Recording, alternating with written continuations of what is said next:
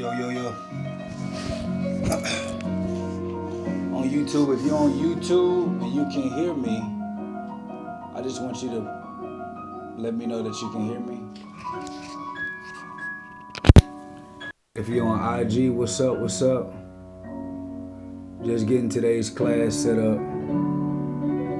Boom. We in there like swimwear, you feel me?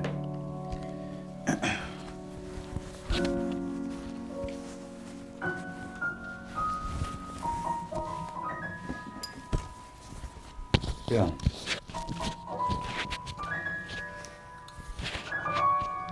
What's up? I need y'all to let me know if you can hear me. Cause I'm live. I'm live at 5. I want to make sure that you guys can hear me.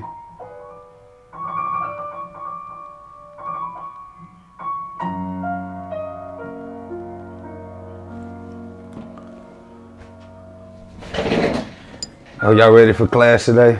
Oh yeah, we in there. We ready for class today. I'm ready for class today.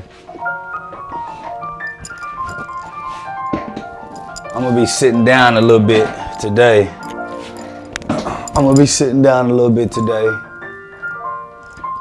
Bring this a little bit closer to me. I'm gonna be sitting down a little bit today.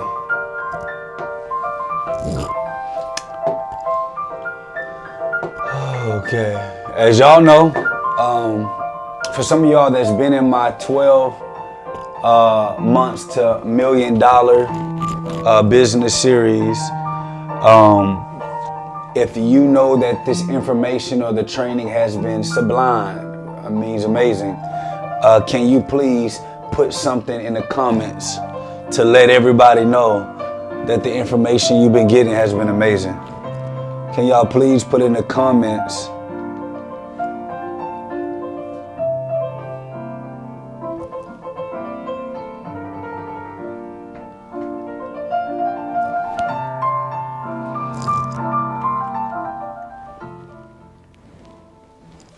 Yeah. You said these have been great. Yeah.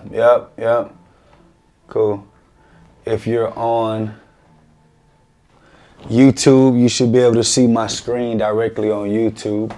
But as you guys know, today's the 12 months to $1 million business series is brought to us by, we're sponsored by BizCo Systems. This is BizCo Builders, web designer, page designer. And on BizCo Builder, you have the ability to build your websites, your funnels, your e-commerce stores, your landing pages, build membership portals, courses, and also handle booking for those that take booking and all of that. Because typically, usually what you used to have to do, you used to have to actually use like Schedulicity, Acuity with this product, with ClickFunnels, with LeadPage, with all these other products and companies spending, if you look at your, if you got the best of everything, spending about $400 to $500 a month just to have all of this stuff. And just by using our BizCo Builder, everything is all in one place. You can actually hook up your merchant accounts and everything that you need directly to the BizCo Builder, whether it's PayPal, Stripe, or a merchant account that we work with and that we use. All of them are compatible with using with BizCo Builder, and you save about on average $300 to $400 a month just by using BizCo. That's saving your business an additional $3,600 a month a year immediately, allowing for you to stay efficient. So when you talk about some of the features that BizCo has, everything that we have on the BizCo Builder is drag and drop. So all types of designs from online stores. We have templates that already are nice, easy to use on this here.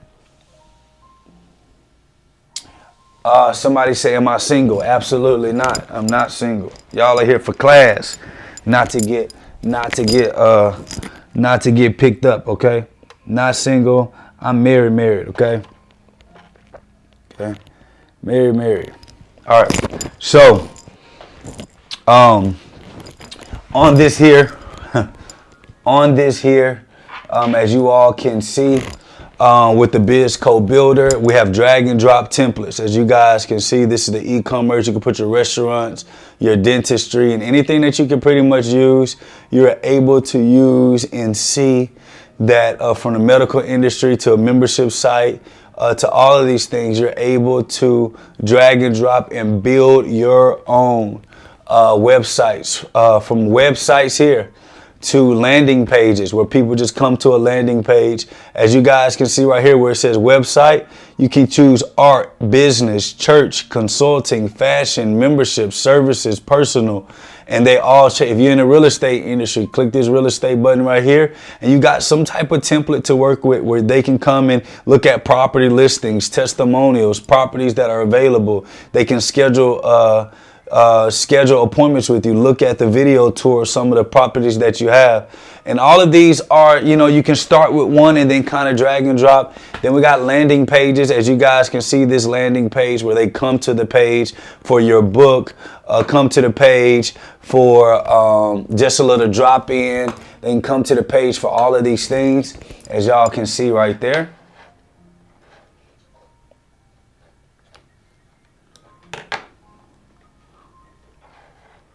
As y'all can see, what's going on, Pastor D Daniels? Hey, listen, I'll be in Atlanta again shortly, so we got to link up. Last time I didn't have enough time.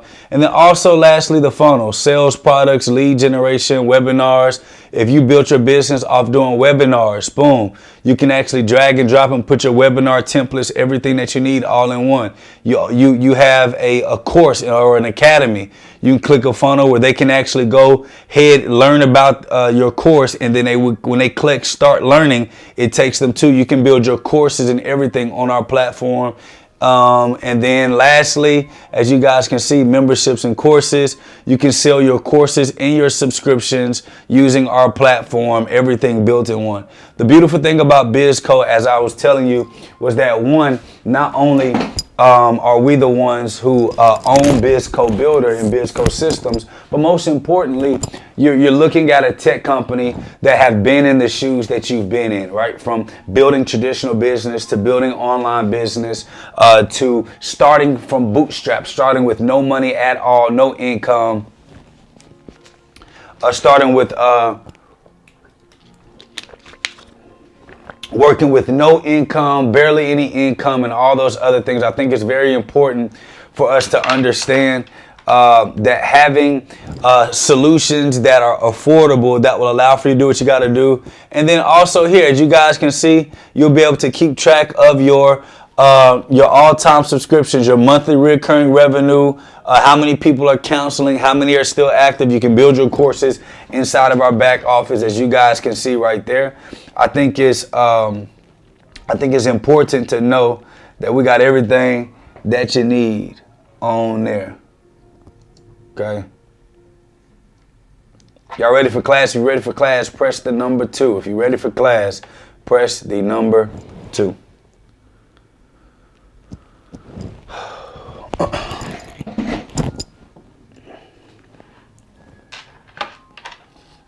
We got Zeno on here. What's going on? Business series, merchant account, chargebacks. I'm just typing in the title on IG of the class.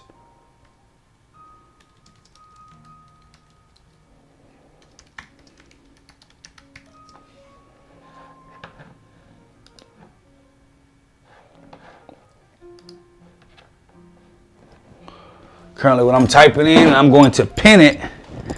I'm going to pin it now.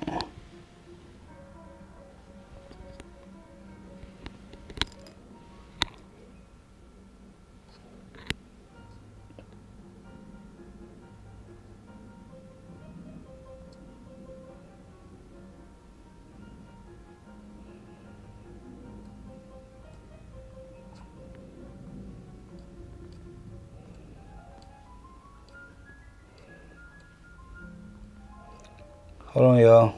I'm looking for my comment. Yeah, boom. All right.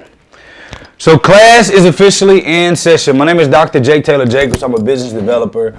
I'm behind several multi-million dollar brands and businesses. I got started off in the financial industry by building an insurance firm that focused on building generational wealth while allowing people to enjoy their capital and cash flow today.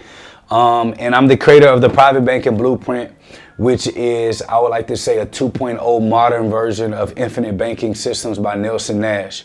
One of the biggest things that I'm very proud to say, and I'm very proud to mention and keep note of, is simply I like just being straightforward about stuff, and I like transparency. I think that transparency is very key to building authentic relationships between your customers, your clients, your staff, your team, your employees, business owners, and all things that are important for us to be able to progressively build businesses and brands that can stand the test of time. I think it's very important for us to understand that as we're looking to generate wealth, as we're looking to build successful companies, businesses, as an entrepreneur, or even be an investor that invests in companies and businesses, you have to be able to see, determine, and evaluate what's a great product, opportunity, business proposition, or service that you're investing into, and know, and know the functions of the sustainability of the company, which will allow for you to know if the company's in it for the long haul. One of the biggest things I want to make sure that I pay attention to is that I want to teach you the real, not show you the reels. And what I mean by I want to teach you the real, not show you the reels, that's actually a comment that was given to me by our head of communication on one of the posts that I put, but it stuck with me because a lot of times when it comes to business, right, you see everybody talking about all of the fun, amazing things about business. We talk about the money. We talk about the cars. We talk about the enjoyment. We talk about the lifestyle. We talk about flying and vacations. You see jets. But one of the hardest things and the most often things that we fail to see are people keeping it real. We talk about keeping it real. There's not a lot of people that are actually keeping it real, showing you the good, the bad, and the ugly. I got a friend, his name is CEO Monty J, and he's in Atlanta. He's one of the ones that, talks about documenting the process all the way through, which is why I like to resonate with people who live their mistakes out loud. One of the biggest things and the hardest things for us to do, especially as businessmen and businesswomen, are to learn how to live our mistakes out loud. We're so scared of messing up. We're so scared of scrutiny that we don't go out there to do anything. And so what we have to understand is that when it comes to building a successful business, you have to learn how to mitigate your emotions when it comes to the high. And what I mean by mitigate, I mean control, manage, right? You have to learn how to manage your emotions when things are going amazing. And you also have to learn how to manage your emotions when things are going down. Here's why. Let me tell you, because business is about the ebbs and flows of life. Just like your heartbeat is up and down when you look at the monitor for the screen of your heartbeat, just like when you look at the stock market up and down. However, when you look at the longevity of a business, you talk about being here for eons and times and being able to have a brand that sustains, more than just your generation, but that can last multi-generational. You have to understand the importance of building a sustainable brand that can indeed endure tough and hard times. And so that's why today I want to make sure on the 12 months to $1 million that I just didn't teach y'all the ways, the easy way, just talking about the simple stuff like selling a product, making the money, taking the profits, investing it back in, and building it all out again. I want to talk to y'all about the real, the ugly, the dirt of business that will allow for you to have a stronger stomach because you know what to expect coming in, okay? You know what to expect coming in. And I think that's one of the hardest things in business is that it's not that you're too scared to get started. You just don't know the full, you just are unaware or unsure on the full gravity of business. And so because so many people have shown us so many false narratives of what business looks like, you don't even trust yourself when you're talking about going after the business or dreams that you want to go, okay?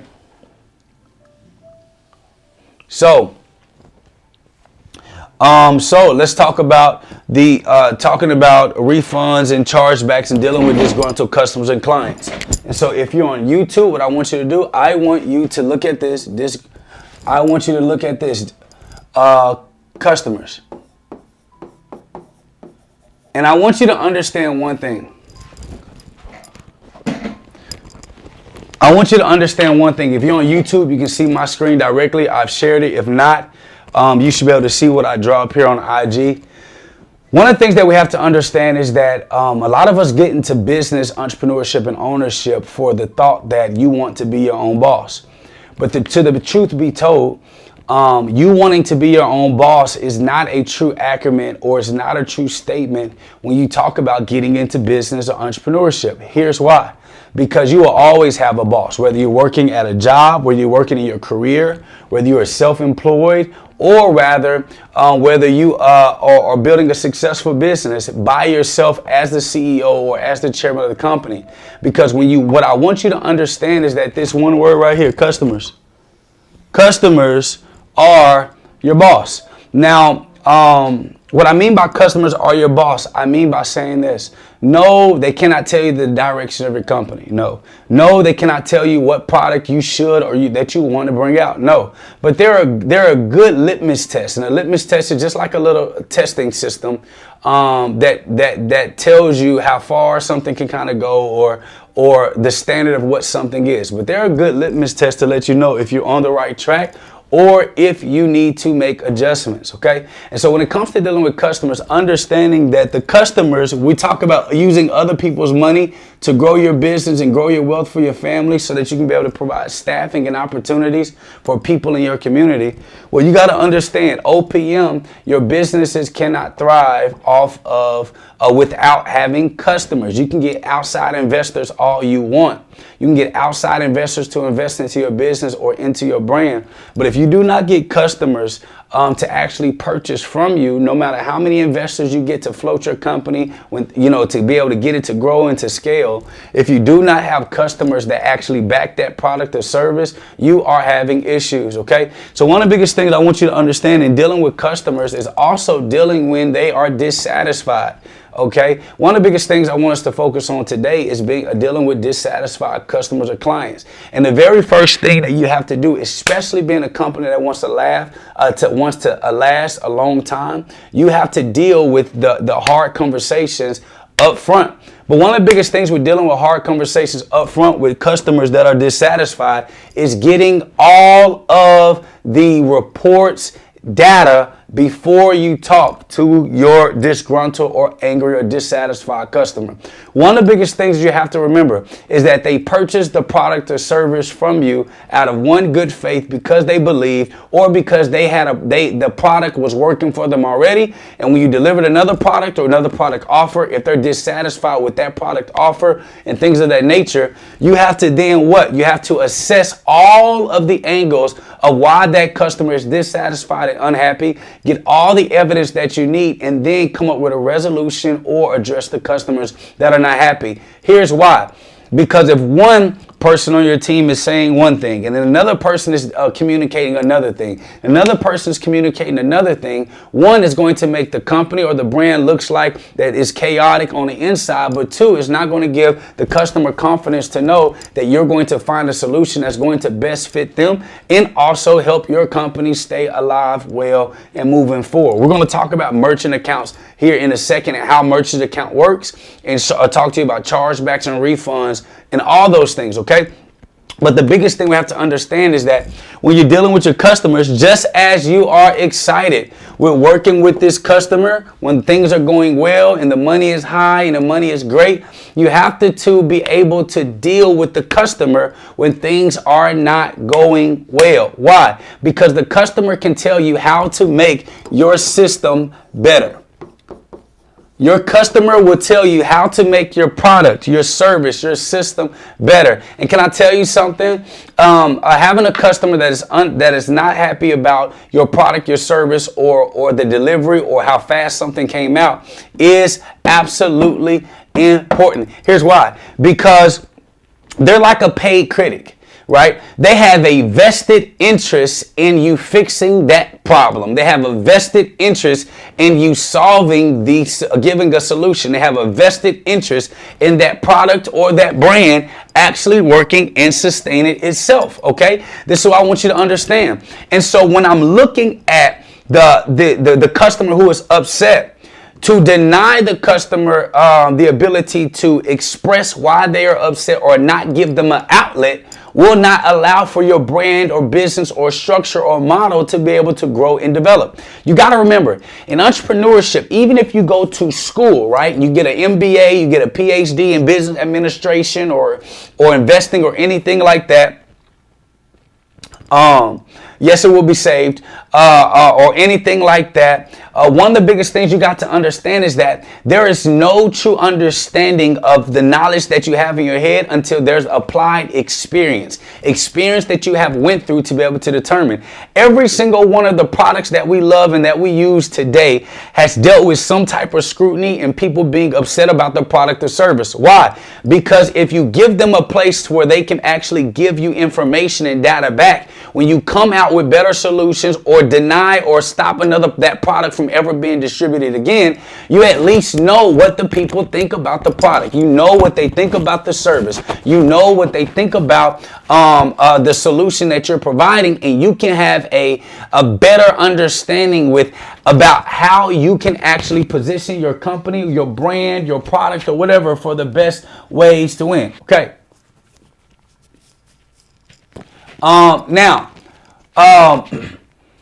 One of the biggest things about being honest and being open, right? As you guys can see, I document everything. One of the biggest problems that we're currently having within our company is that there was a product that was delivered that didn't go through all the measuring checks to ensure that it was going to work in its solution, right? In its full solution. So a product was delivered with the expectation to help aid the students that we have in one of our education companies with the effort to help them along as they worked on the product, their education process until they learned how to do things themselves.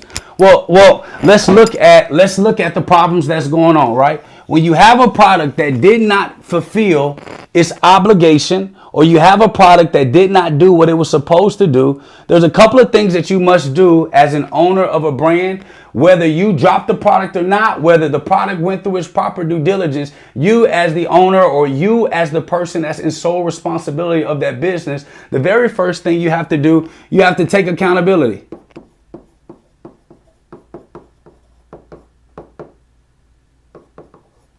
You have to take accountability, and taking accountability is also realizing, one, that you need to collect all data. That you need to collect all data. Okay. What do you mean by collecting all data? Collecting all feedback, not just about the product that didn't deliver, but you also have to collect feedback on how they felt, how your customers felt about your communication in the process, how they felt about your response time in the process. How did they feel about the connectivity that they have with the brand? Are they upset at the product, or are they upset at the brand in total? Are they upset at the company in its oversight of everything, or are they just mad about the product, right? Because the resolution that you have will have to be able to fit the true complaint. Now, Jake, what exactly do you mean? Jake, what exactly do you mean? What I mean by does it fit the true complaint is it's kind of like being in a relationship. It's kind of like being in a relationship. And when you're in a relationship, right, one person is saying something, but they're meaning something else, right? You're hearing the information and you're responding to them based on what you heard, but you're not understanding why they're truly upset, right? So if you before collecting all the data, before finding what the true complaint is, and if you were to then give them their money or their resource back, but you don't know the true complaint and you don't have all of the data, it's going to be hard for you not to make that mistake again. Listen, can I tell y'all something? When it comes to building a public business or a public brand, when it comes to building a public business and a public brand, one of the biggest things you have to understand is that these things don't happen in private. They happen in the public, okay?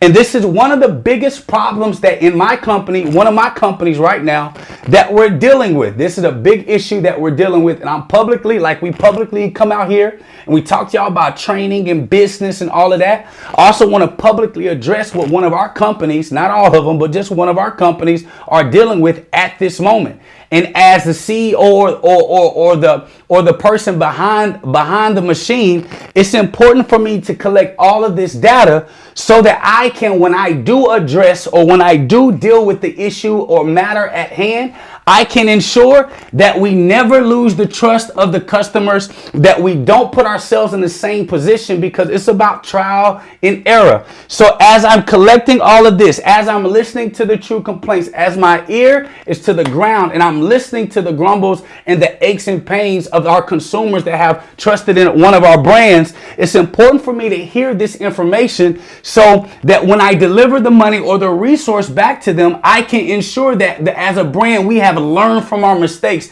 and we have moved forward. Okay? That we have learned from our mistakes and that we have moved forward. Now, what I will tell you, okay, when you're collecting, when you're finding accountability, you're collecting all data, you're finding the true complaint. Now, at this moment, this is when you have to start finding ways to be able to provide them what they're asking for, which is the money, resource based on this. And this is where we're going to get to chargebacks and refunds. And I think it's very important that we understand this and that we move forward. Oh, that's from insurance. That we move forward so that you guys can not only learn from the successes that we've had, but you can also learn from the mistakes that we have. Clear strokes right here, clear strokes. So that you can also learn from some of the mistakes that we've made in business. All right. So you may say, Jake, why in the hell would you be talking about this right now? Right? Why in the hell would you be talking about this right now? Why in the hell should we be talking about this right now? It's very simple. The reason why this has to be talked about is because as I'm teaching y'all in the 12 months to $1 million blueprint series or business series, I was talking to y'all about the sales, how to do the product, how to do this, how to price your product, how to collect the data, how to disassemble or how to do these things. But you cannot talk about those things. And I gave you examples, but you cannot talk about those things without talking about the things that are important. The merchant account, chargebacks, refunds, and dissatisfied customers or clients, and how to kind of navigate through that process and what to do. Okay. So with one of the products that we've had, we gave over $1.2 million back in chargebacks, refunds, and merchant fees. And as you guys know, that once I wrap up this entire course and I PDF everything, I'm also going to PDF and document, today is the 19th, and also going to document the day of the 19th so you can see the statements, so I can show you the mistakes that we made, also the successes that we made, so you have a full blueprint, okay? So since then, in dealing with this matter, we've got $1.2 million in chargebacks, refunds, and merchant fees. Now, the problem with this and dealing with this is that although we have started to process chargebacks and process getting our customers and our students their money back, the biggest thing that you have to understand is that you cannot, as a brand or as a business, okay, you cannot just give the money back and also not again listen to the real reason of the complaint and why they were really dissatisfied. So as you get to step 3, and you do start doing this process right here, you have to still continue to listen to the true complaint.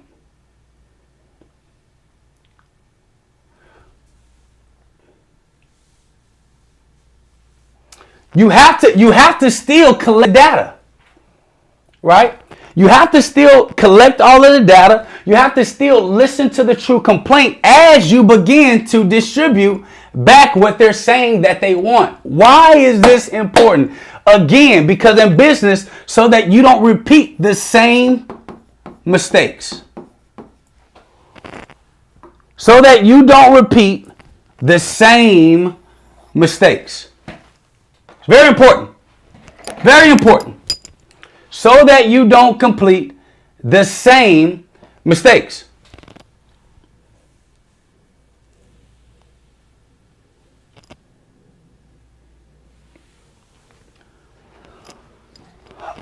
So one of them. Let me pause the class real quick. This is a live class that I'm teaching. Everybody that has a question or a response, everybody that has a question or a response on IG currently right now, I got one on YouTube. I'm going to answer your responses after the class, okay? I'm going to answer your responses after the class, okay? So I'm teaching a class right now that I've been teaching every day that I can at 1 p.m. live for free on IG.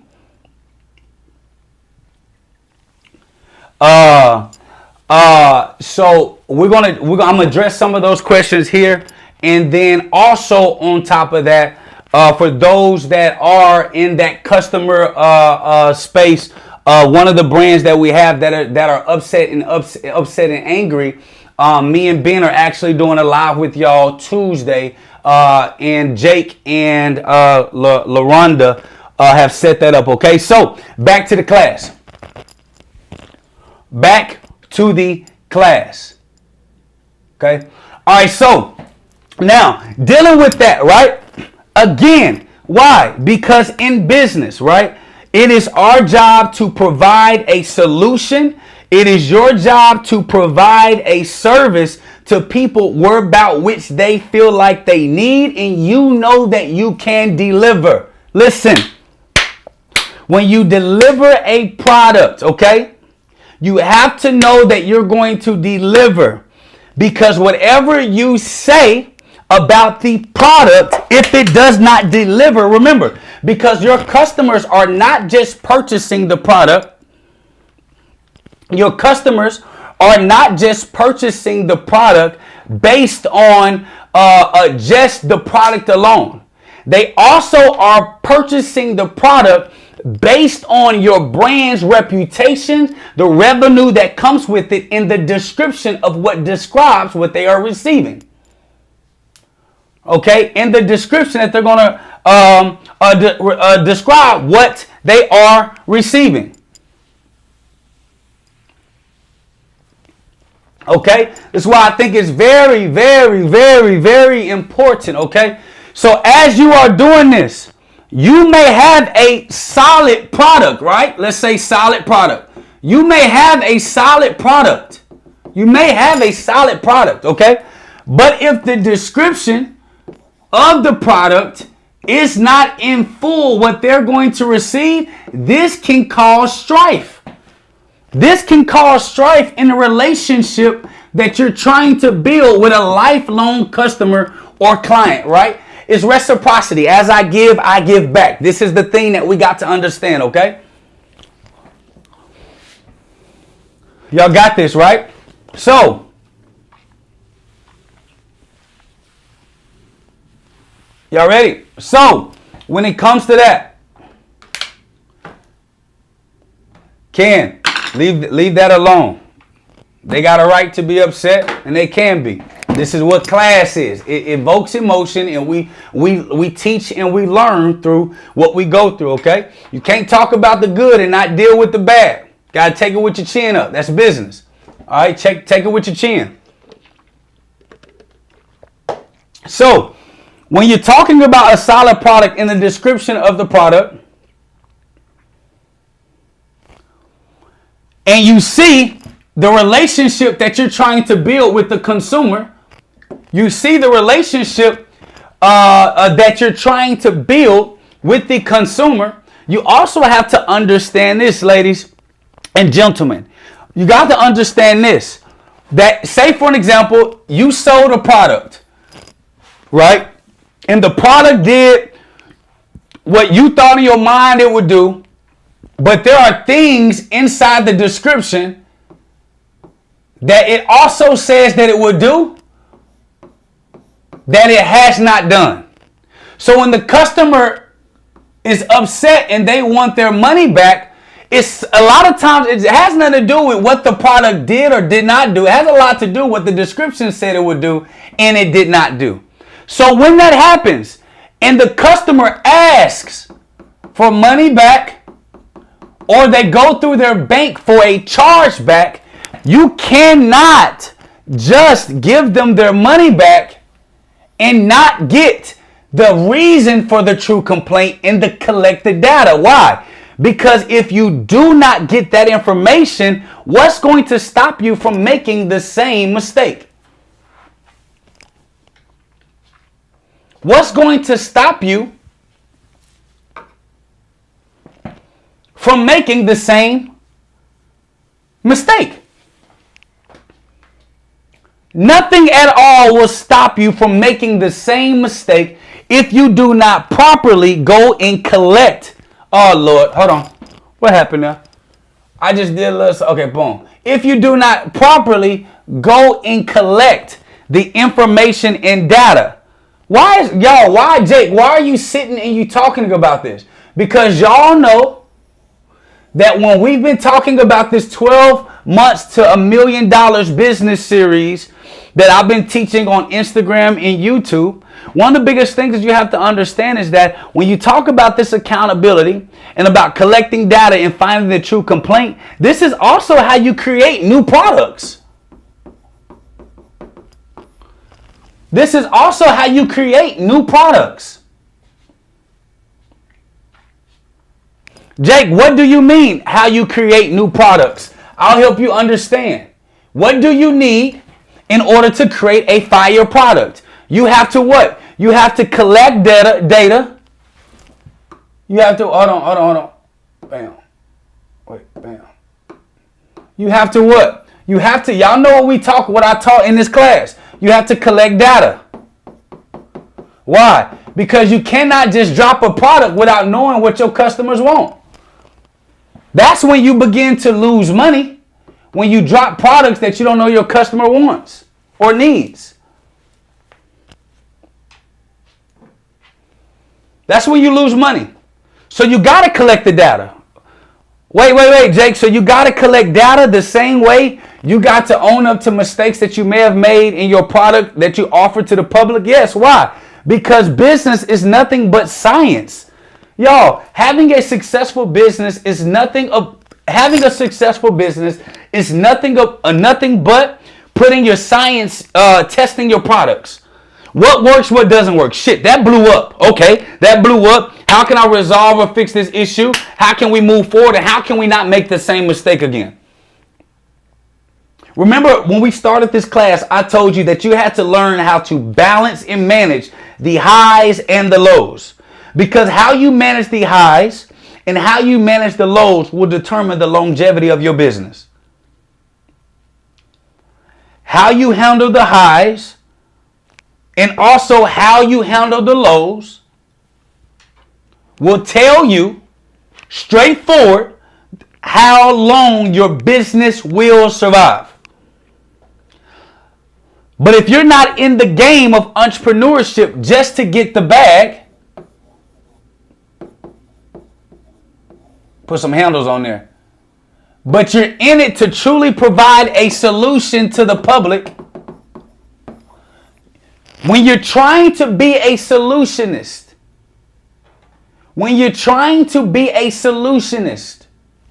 you must understand that you will, in fact, make mistakes and blow shit up.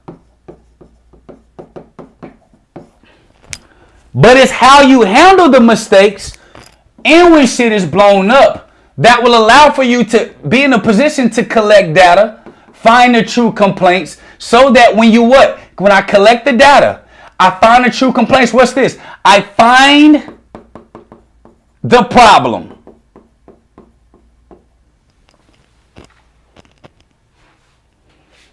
I find the problem. Isn't that how you create a product? You collect the data. You find the people's true pain points. And then you give the solution after you know what the problem is. You give the solution after you know what the problem is. How do you create a product? You create the product after you know what the problem is, and based on what data can you prove that this problem is a big enough problem.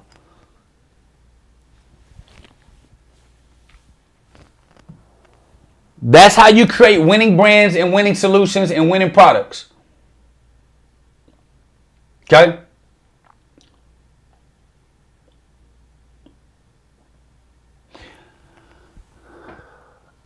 Now, let's answer the next question. What is a chargeback? And I'm also going to tell you how to make sure that you don't make the same mistakes that we did.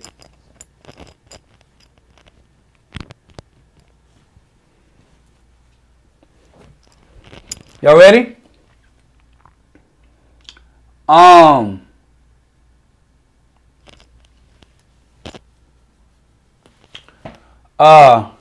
Oh yeah, that's what I was saying. Chargeback.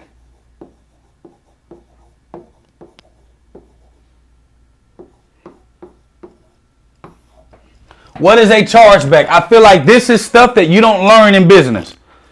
Everybody talks about the transactions, but they never talk about the issue.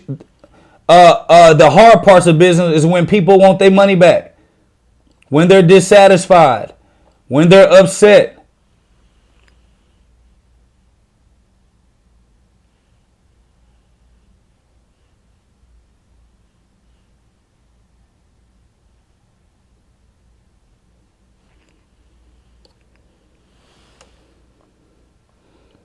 When they're upset.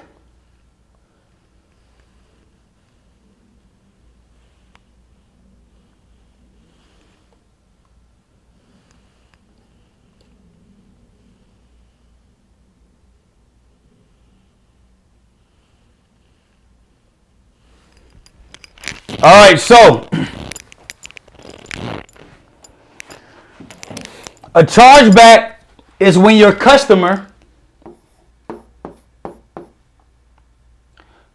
goes to the bank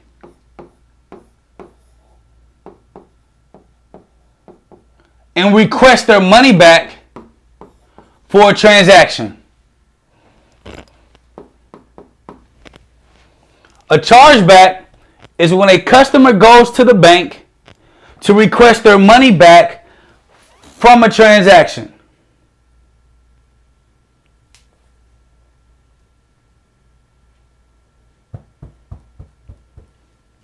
Okay? The bank then goes to the business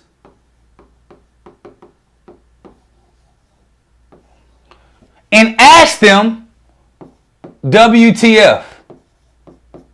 WTFH. The bank then goes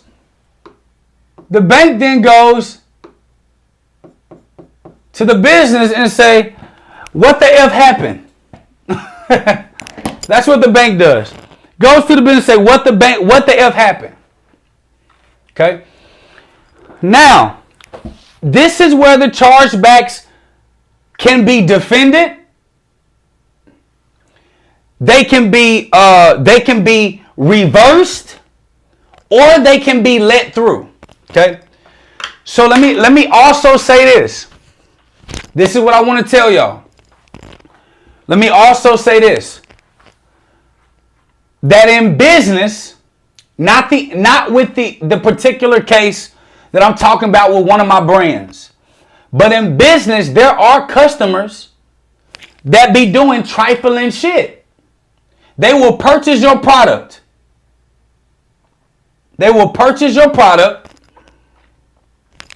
They will use your product and then call their bank and say, I don't know what the product is, it didn't work, and then never send the product back.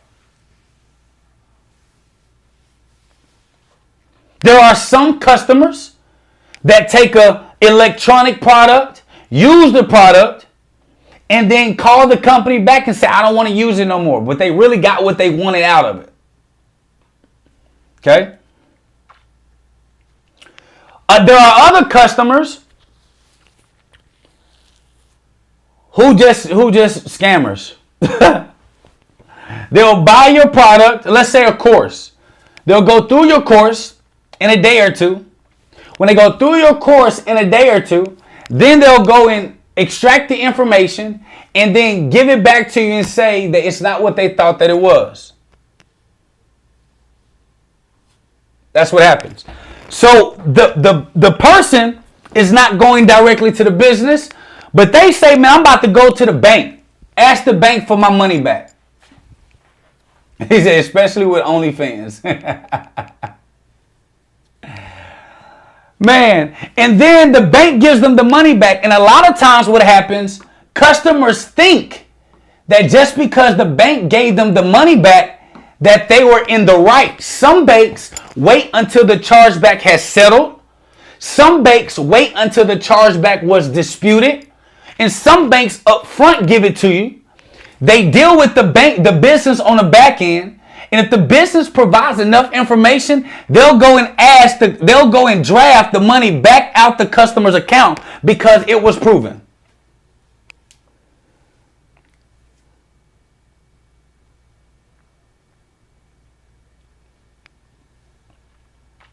Y'all got it?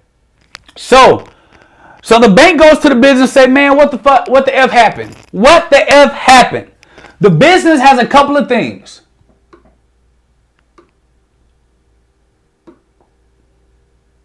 The business can do a few things.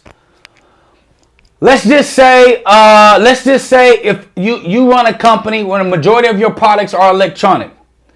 Well, in commerce, dealing with electronic products, if you download the product, watch the product, receive the product by email, Dropbox, Drive, or something like that, that is actually considered a valuable transaction.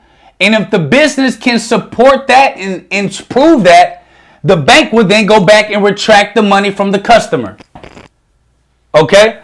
A lot of people think that just because you go to your bank that that's it. The business usually has about 45 days to defend the chargeback and to get it back. Now, fellas or ladies that run a business,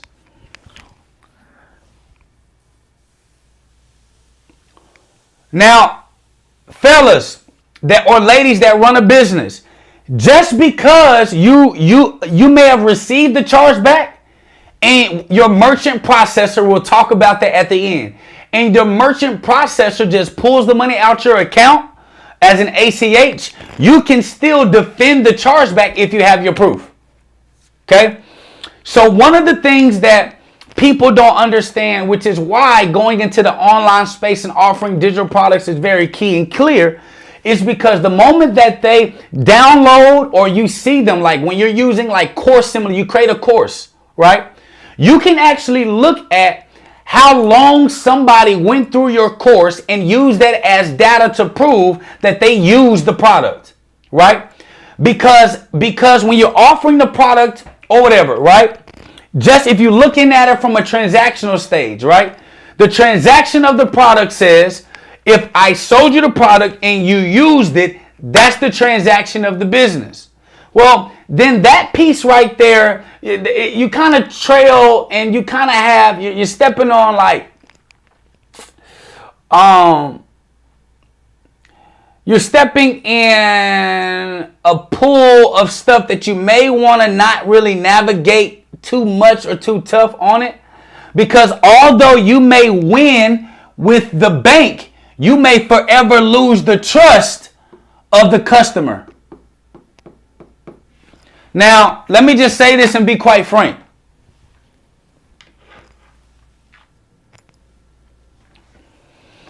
let me give you something and be quite frank. Okay, I'm gonna give y'all something and be quite frank. I would much rather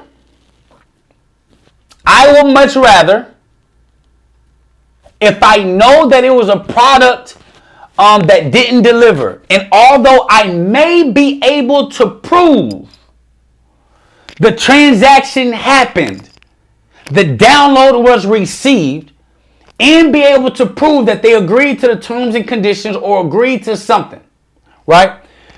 If you have a term and condition, let's say no refund, or after in 14 days, if you don't give your money back in 14, if you don't ask for a refund in 14 days, that dissolves your refund capabilities. I would much rather tell the bank or not respond to the bank and take the L on the chargeback than to lose the complete trust of a customer that is still going to patron my business. If you know that they're not going to patron your business anymore, and you know that business, they're never coming to you again, or if you have the ability, you can actually it's called blacks. Damn, I can't think of it. Darn. But you can, in any business with any merchant, you can actually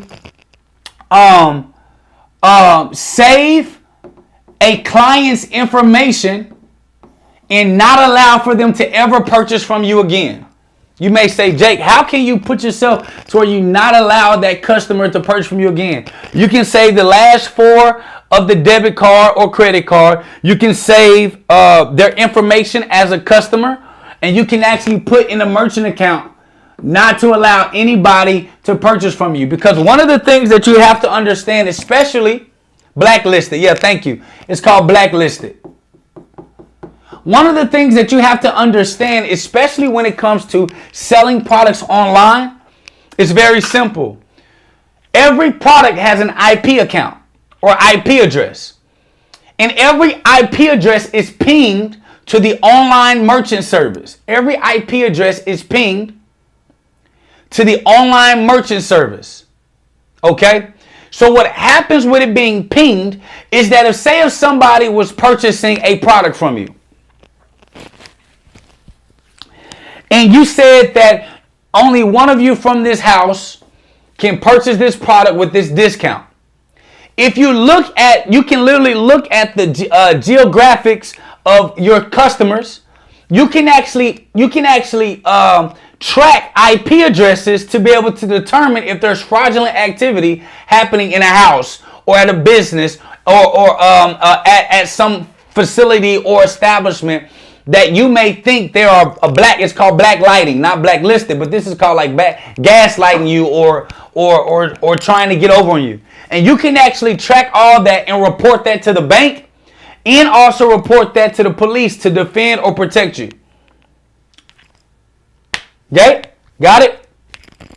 So when you got when you talk about chargebacks, trust, or whatever, so you got to understand and ask yourself in this process what matters most. Well, here's also another thing though that you have to understand. One of the other risks that you have to understand about chargebacks, whether you defend it or not, it goes on what's called your chargeback record. You got a chargeback record that's attached to your business EIN. Okay? The business is the merchant. Jake, what do you mean the merchant? The merchant is the place who actually receives the transactions. Now, you have a merchant processor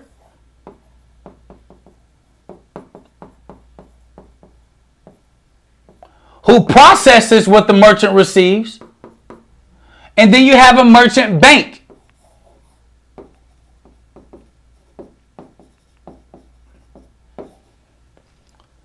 That actually is the bank that holds the reserves of the company and pays the money back to the merchant after the money went through. So typically there's some type of point of sale, POS system, which is point of sale, that is housed and attached to the merchant EIN, social if you use your social, and business information.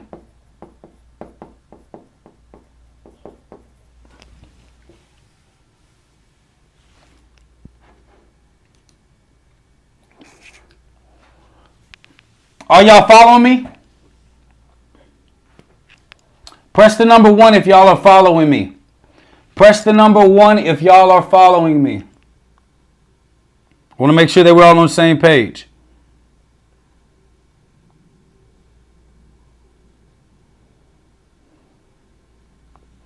Press the number 1 if y'all are following me.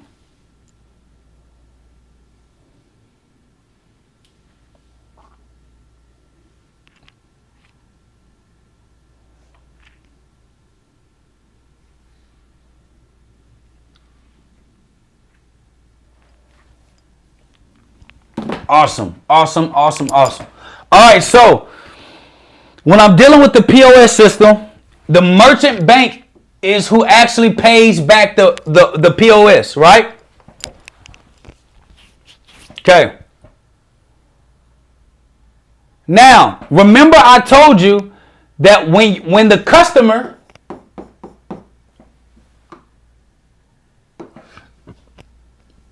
goes to their bank and asks for their money back, and the bank delivers the money, or they start the due diligence process, the bank actually, remember I told y'all they actually go to the business and say what the F happened? They actually contact the merchant bank and they say WTFH. What the F happened? The merchant bank then contacts the processor. The processor then pings the merchant, so there has to be communication moving forward. So the merchant bank gives them a response, or they say, charge us, and we're going to charge the processor who's going to charge the merchant. That's kind of how that flow works. That's how that flow works.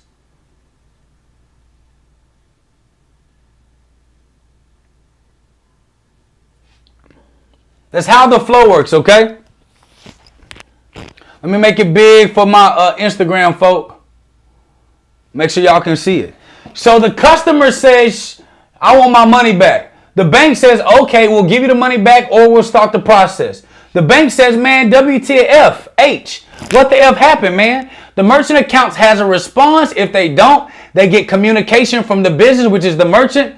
The merchant then provides any documentation signed, contracted, or agreed upon amongst the purchasing of the product.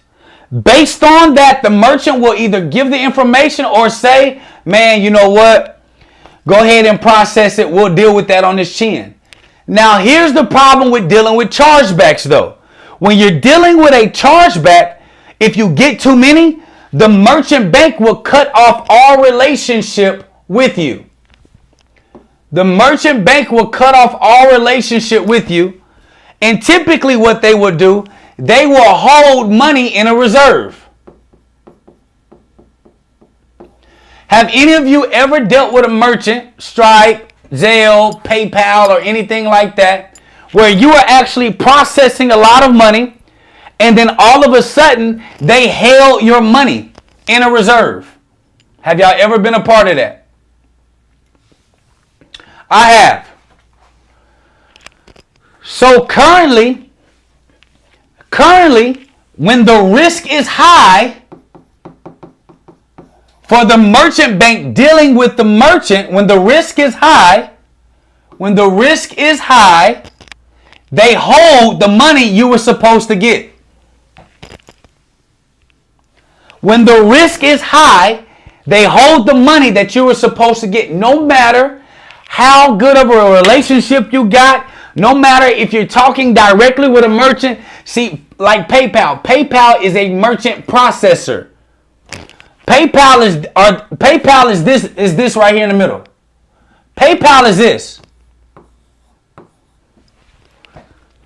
They got a merchant bank where the reserves and the actual processing happens. The merchant processor is usually the collector of the information. They're like the house that manages the accounts. They're also the house that typically manages the reports. They're also the house that manages all that, right? That's what they typically do. They manage those things so that they communicate back and forth with your merchant bank. And 9 times out of 10, you will never even know the name of your merchant bank. You will only know the name of your merchant processor. 9 times out of 10, you will never know the name of your merchant bank. You will only know the name of your merchant processor. The merchant processors who you know, like so PayPal, Zen Payments, companies like that, you will know their name, but you won't know their bank that they go through. Why? Because they hold the upfront responsibility. The merchant bank is just, they have no emotions in the game. They just literally processing payments. All right? So when your bank says, man, what the F happened? The money goes from the merchant bank to there. If the merchant bank thinks that your account is too much of a risk, they will cut off relationship with you, and they can hold your money for 180 days past your batch date. They can hold your money for 180 days past your batch date. Jake, what is your batch date? When you make a transaction with your merchant processor who processes it with the merchant bank, they get all of the sales that happened that day, and they typically distribute your money to your bank account within 2 business days. Typically what happens, 2 business days. If the merchant relationship is severed with the merchant bank, they can hold whatever money you were supposed to get batched out to you or paid out to you. They can hold it for 180 days. So, in full transparency, since one of the companies, one of the brands that we have, had to pay back $1.2 million in chargebacks and refunds and merchant fees, that considered because of one product, the merchant, although we've been doing great bit, let me tell y'all something when it comes about building relationships, especially in the financial sector. You can have 12 years of an amazing relationship. 1 or 2 bad months dealing with these banks, 1 or 2 bad months can literally destroy 12 years of a relationship that you built. Also, why is this important? Because that can happen with your customers. And this is something that you have to face. Remember, I said in one of the trainings, you earn trust by the drip. You lose trust by the gallon. You earn trust by the drip. You lose trust by the gallon. This is just what it is. So understanding this will allow for you not to make the same mistakes that we did. Jake, I just don't get it though. Why are you teaching this to us? And why are you explaining one of the mistakes from one of your companies? Why? Why would you tell us what's really going on, what you had to pay back, what's still outstanding, and why would you tell us that the merchant account closed the bank and could be holding reserves? Very simple. Because I do not want you to make the same mistakes in your business. I cannot sit here and teach you business strategies as a business developer if I also don't teach you the other side of it that can cause strife and kill your business's momentum or eventually bankrupt you.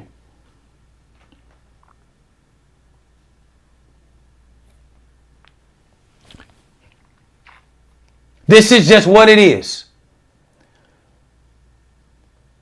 So I can't expect for you just to get all the good stuff about Jake and his companies and not teach you some of the things that we've messed up so that you can make a better decision and you can ensure that your product delivers, right? So So currently we're dealing with a 180-day hold with a merchant bank that is holding our money because we became a high risk to the merchant bank. So they're holding 7 figures worth of money that we haven't realized as the company because we were high risk. Is that the merchant bank's account problem? Nope, that's not their fault. Is that the merchant processor's problem? Nope, that's not their fault in this occasion. Is that the customer's problem? In most cases, nope, not their fault. The problem that this relationship became a high-risk relationship was because a product was delivered and the people did not receive it well. Very simple. Product was delivered. It was not received well. The $1.2 million in chargebacks and refunds. Listen, y'all, I'm not talking about over a year. I'm talking about in a month. In 30 to 60 days span, this much was paid back out. You cannot tell me you want to build a big business if you don't want to deal with the big mistakes that come with it.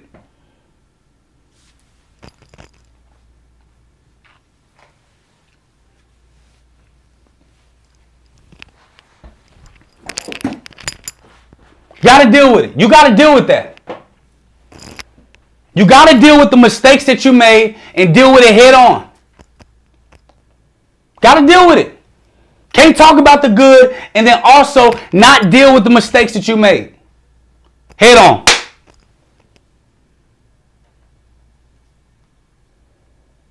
Got to deal with it.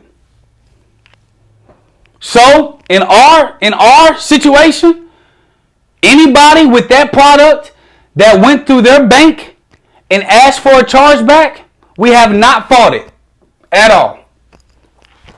Now, the question you may have is, Jake, after 180 days, can the merchant bank keep your money?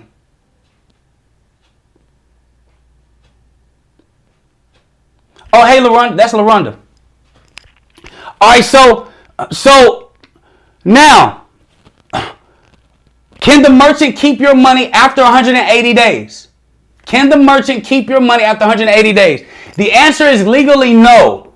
The merchant bank cannot keep your money after 180 days. However, if you keep getting active chargebacks,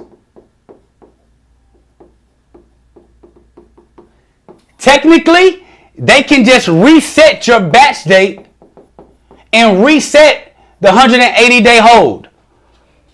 Now, PayPal has been known to do this. Stripe sometimes has been known to do this. Sometimes. But in most cases, most merchant banks, they go with the original batch date. They go with the original batch date. And after dealing with the original batch date, then they process the 180 days. Then you can fulfill or let go of all the other obligations that you have. Okay? Now, are there cases where the merchant bank holds your money and you had your risk never increase? Yes. There are cases where the merchant holds your money, they cancels the relationship, they say that they're going to hold it and release it.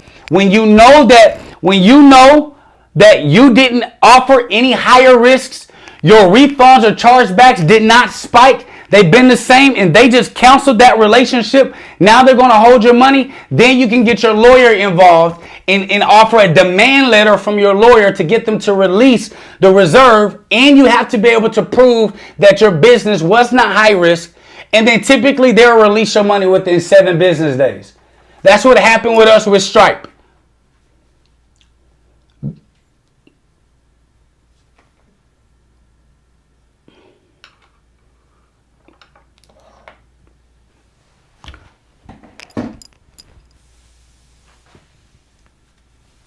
That's actually a good question. So, chargeback. Let me. That's actually a great question. That'll go good with today's lesson. So let me go over what a refund is.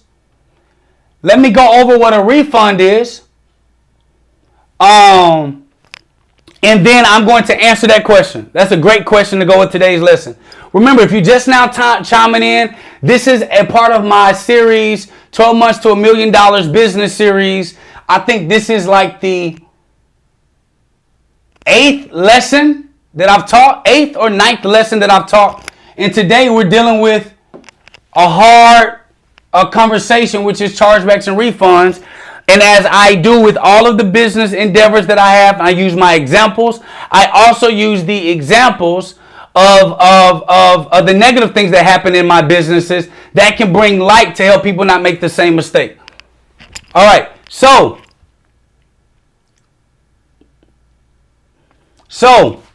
what is a refund? What is a refund? A refund is when the customer, oh, y'all can't see that. Hold on. Let me make it thicker. A refund is when the customer, oh wait, that don't look good. Hold on. A refund is when the customer goes directly to the business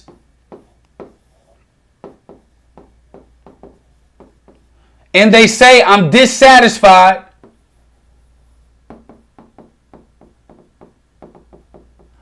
with the product and I want my money back.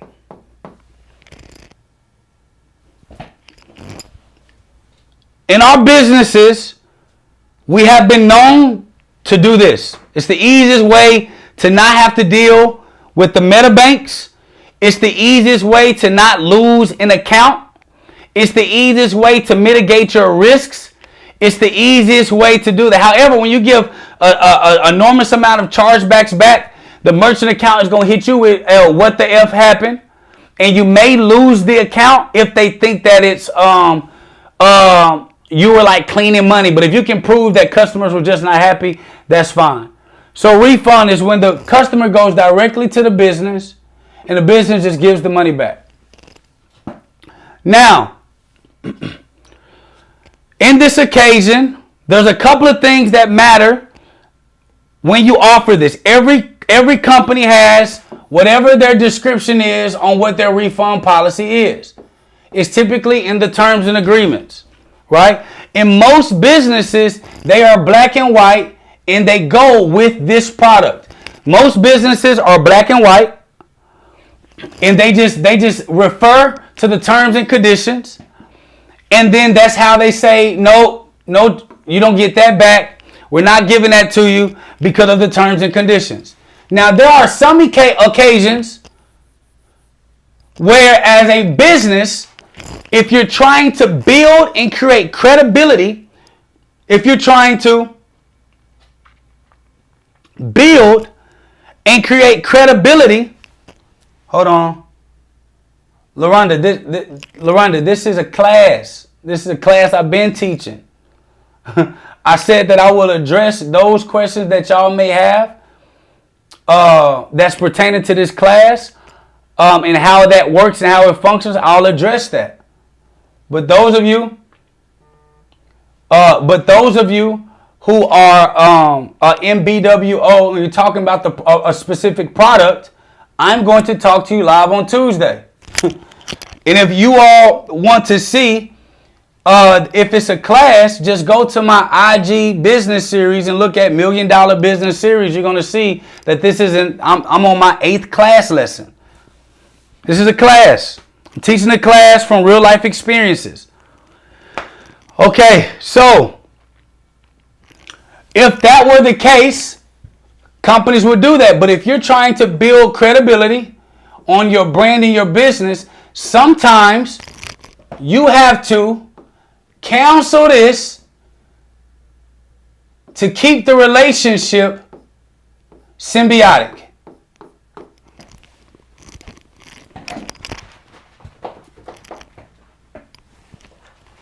Sometimes you have to cancel what you wrote in the description to continue having trust with your brand, to keep the relationship symbiotic. Because here's the truth.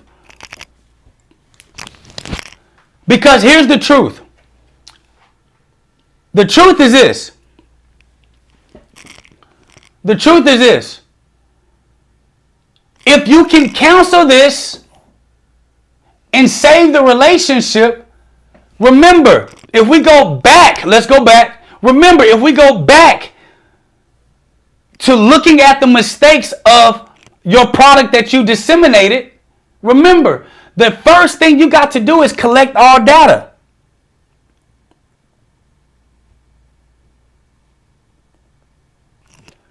The second thing is you got to find what the true complaint is.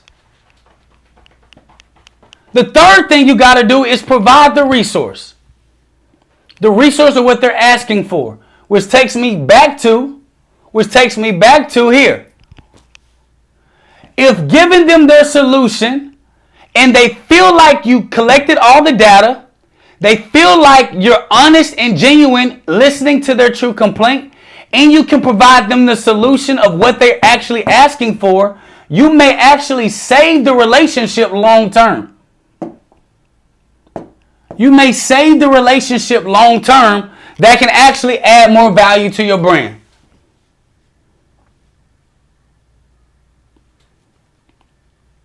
This is what's key. So in our case, talking in full transparency, as y'all know that I've been doing, when I told y'all, where's it at? Wait, where'd it go? Oh, here it goes. When I told y'all, us dealing with the merchant, how much in chargebacks and refunds have been disseminated,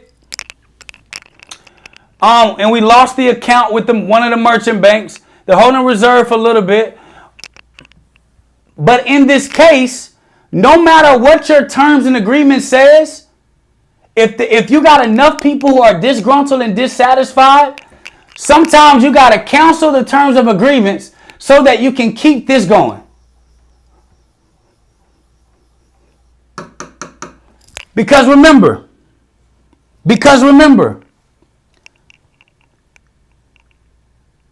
people build companies. People build systems. People give their money and resources to you. It's the people that make the business. It's the people that work in your company. It's the people that make it all flow and make it all work.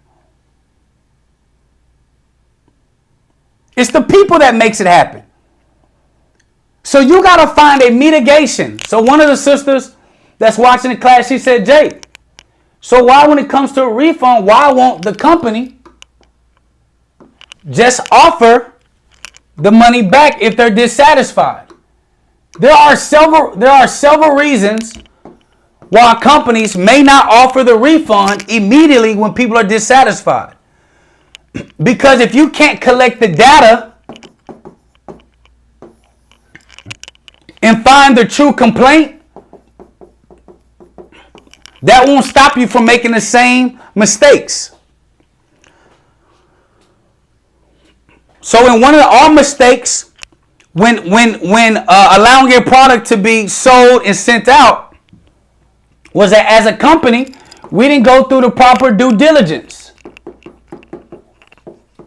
to ensure that the product was a fit for the consumer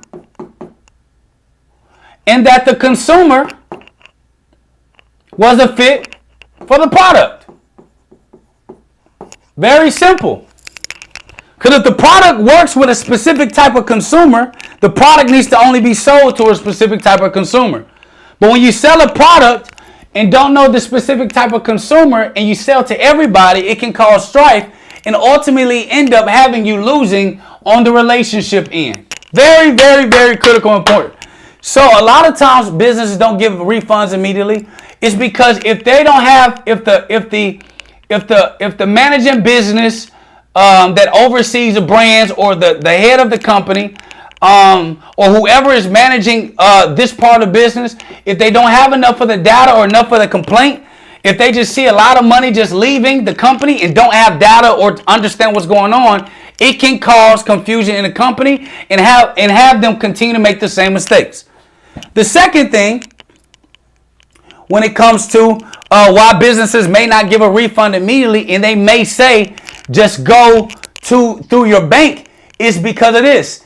If the company, because they became high risk, began to start losing a lot of money because of the chargebacks that were happening, and y'all gotta understand, chargebacks have to get approved or can get defended by the actual business.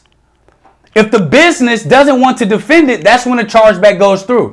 So again, just to recap, a lot of you think that just because you go to your bank that it means it's going to happen. And a lot of times your bank may forward it to you, but they may retract it back after the business proves or disproves, okay?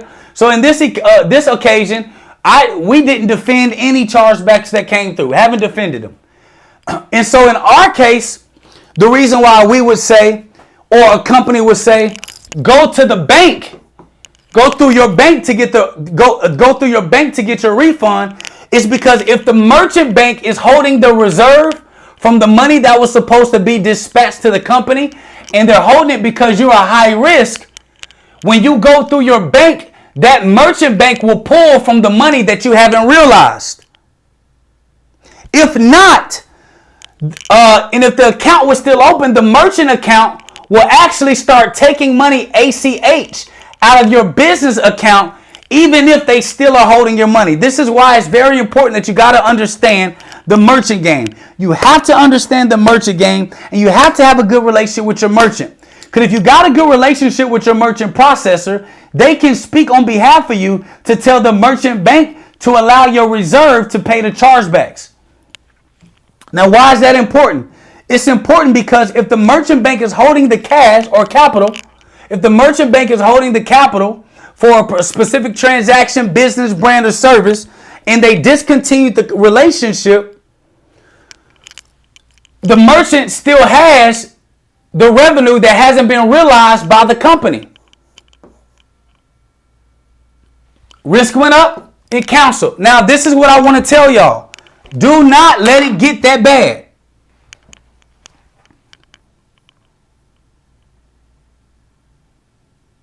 Somebody said, look like grass water. Oh, you said, what's the green? This is, let me ask my wife. Baby!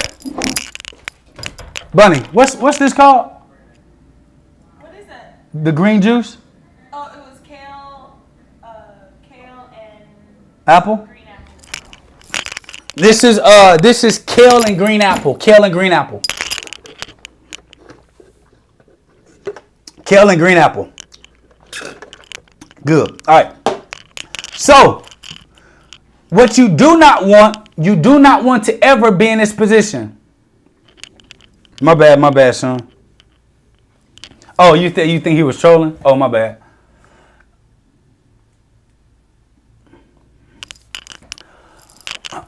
You do not ever want to get into this position. If you have a good relationship with your merchant processor, though, and they know the history of your business, they can go and start defending you on this end. That can help savor your business. However, guess what happens? If a merchant bank is so displeased with your company and your merchant processor does not give you more banks, when they shut down this relationship and they are holding your money from your company in a reserve, and the customer is asking for their money back, if the business never realized the money because the merchant still has it, this can be a big issue when it comes to dealing with your customers. So when you're building a business, please listen to me. When you deliver a product, always make sure you keep the customer in mind. And if you have any red flags or question marks about the usage of your product, just don't launch it. Just don't launch it.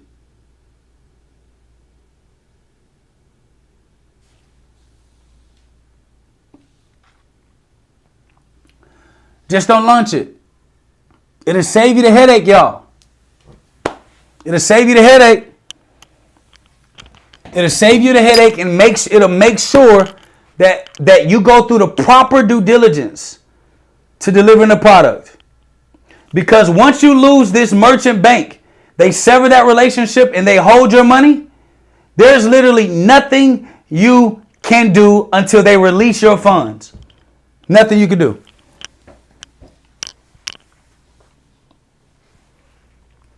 So, what must you do as a company if you ever get into this position or in this situation? What must you do? You have to come up after you got the data, after you understand what the heat is with the merchant. There are two things that you can do. You can continue to communicate with your customers, be open with them, and tell them, hey, go through your bank. Go through your bank, please go through your bank and go retrieve your funds. Please go through your bank. Or you can say, what's the next play? What's the next play? Let me go and speak with my customers. Let me own up to the shit that's happening and come up with some companies do. It's called a I'm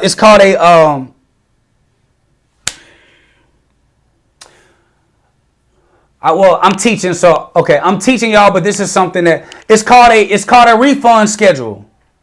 Okay? And a refund schedule says, based on people who are disgruntled, for those that actually now again, this goes back. If you got a history of selling ain't shit products, this ain't gonna work. If you got a history of selling ain't shit products, this ain't gonna work. Okay? It ain't gonna work. However, if you got a solid product, but you have a product that didn't do right, if your customers really mess with your brand or your business, the only thing they really care about is you fixing the problem and giving them what their real complaint is. Remember, I'm telling y'all, you can't help them if you don't know what the real complaint is.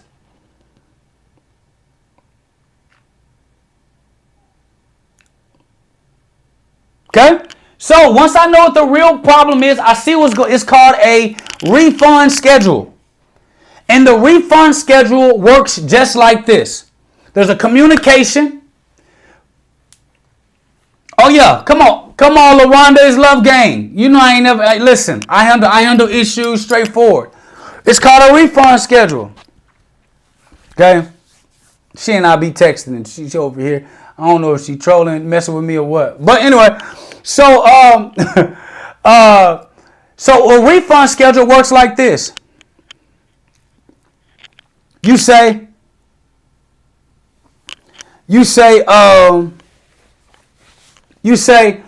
I'm sorry, I got distracted. You say, okay, boom, this is the situation. This is what's going on. Y'all can go through your banks, but this is what's going on. If you sign up here, you can get on a refund schedule. And based on a refund schedule, funds will be refunded to you based on the scheduled date that you get. Now, one thing you cannot do as a company, you cannot fuck up the refund schedule. If you mess up the refund schedule, ain't no going back. Listen. Ain't no going back. Ain't no going back. You can't mess up the refund schedule. Because you got to remember, business is people doing business with people. And most people are willing to work with people that got a valuable brand or message or mission or other products. Now, if you taint that and you mess that over, that's a wrap. So you can create a refund schedule that says, hey, listen, y'all, this is what's going on. But what you're going to have to do, you're also going to have to provide them facts that show them and prove what you're talking about. Very important. Why? Because in one of my lessons, I talked about how customers are your mini investors into your company. So back in the day, I was talking to my brother Sean Item. And back in the day, private companies never had to really be public with what they did with funds or things of that nature, even if the product was botched. But today's times is a more transparent time. So if you're going to go to your customers like this, you better have your facts that can prove that you ain't bullshitting.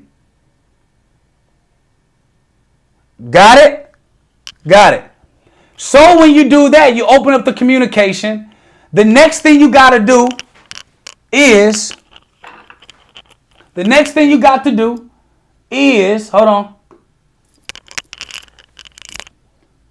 Find the next play. Here's why.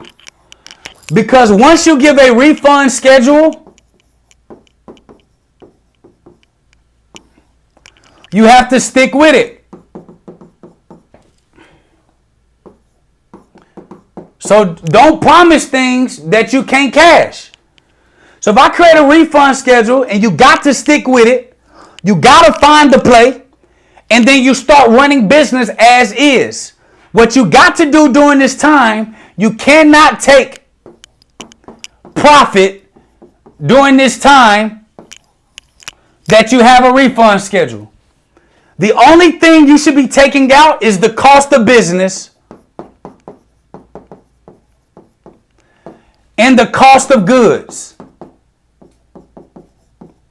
All extra money on top of this needs to be going to your refund schedule so that you can continue building a solid relationship with your customers.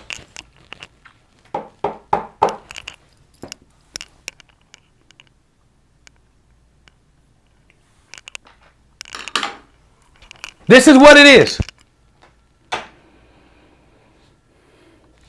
Why? You cannot take profit when your customers are disgruntled. If you want to build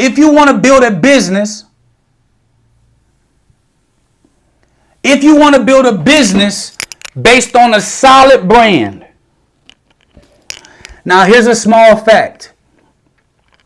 This is why a lot of companies that are ran by other types of people.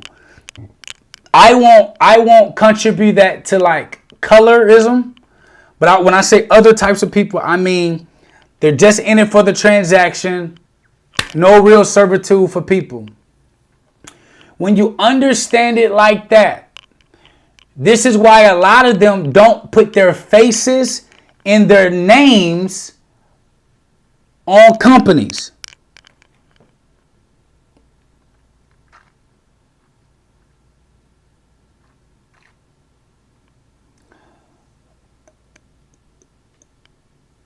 This is why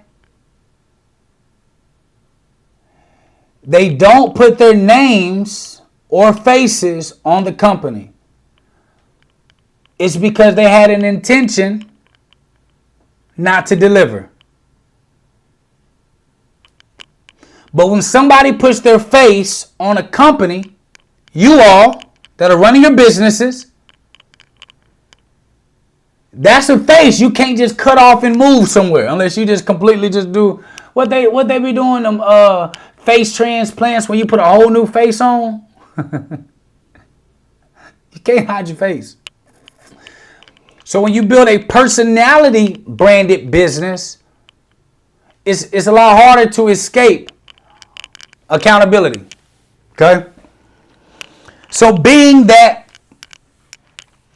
we want to run business differently, you got to deal with the issues at hand. Okay? So that's it for today's class. Now here's what's important to understand before we close the day completely.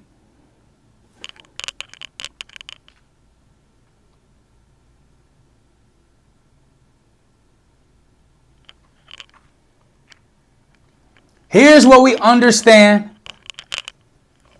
and we must face and see.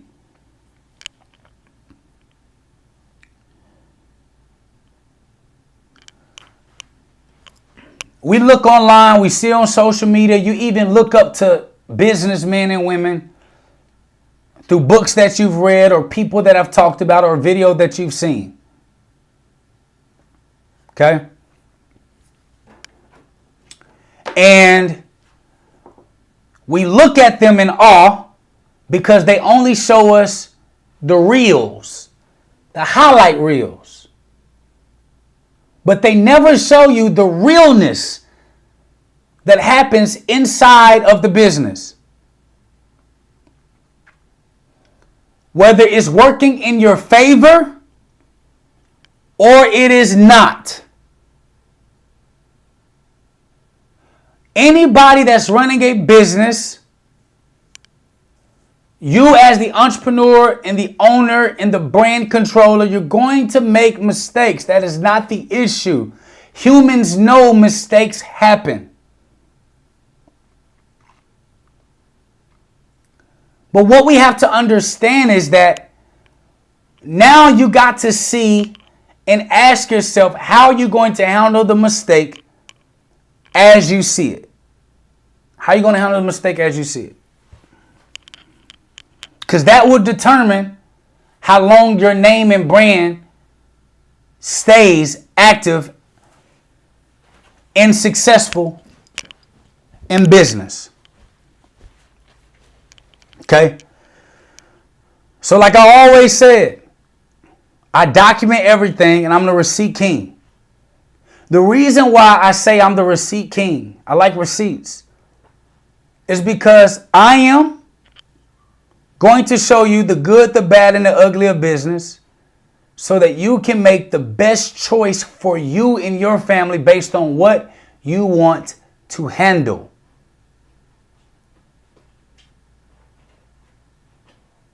Based on what you want to handle. What's going on, Taylor?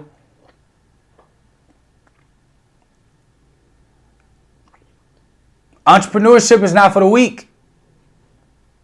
It's not for the faint at heart. It's not for those that just want to get a bag and dip. You want to last. You want to sustain yourself. You got to understand the game. You got to understand the rules. And you got to play them right. And you must understand that as a true entrepreneur, you are a scientist. You are an artist. An artist know how to take pain, agony, and disappointment and create something beautiful from it. That's what artists know how to do.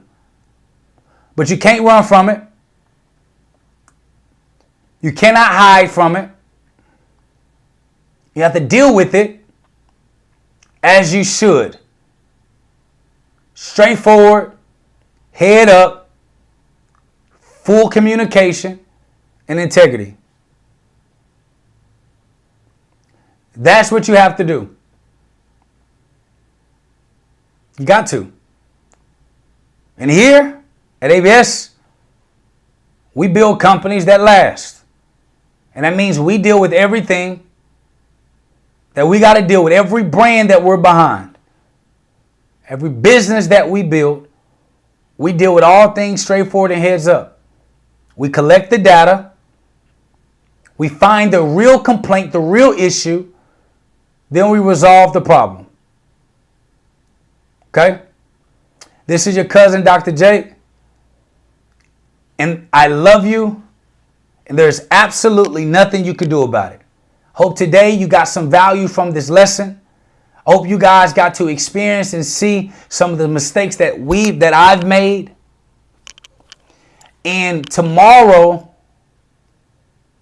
I think I'm teaching tomorrow, or whenever you see me next teach, I'm going to be talking about how to keep yourself from paying for the mistakes of your agents in insurance, of your staff, of your founders, of your partners, how to make yourself and protect yourself.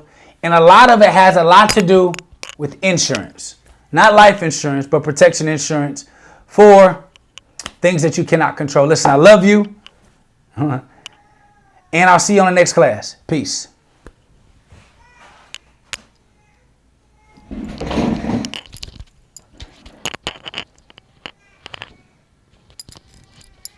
Yeah, you can watch the full live later.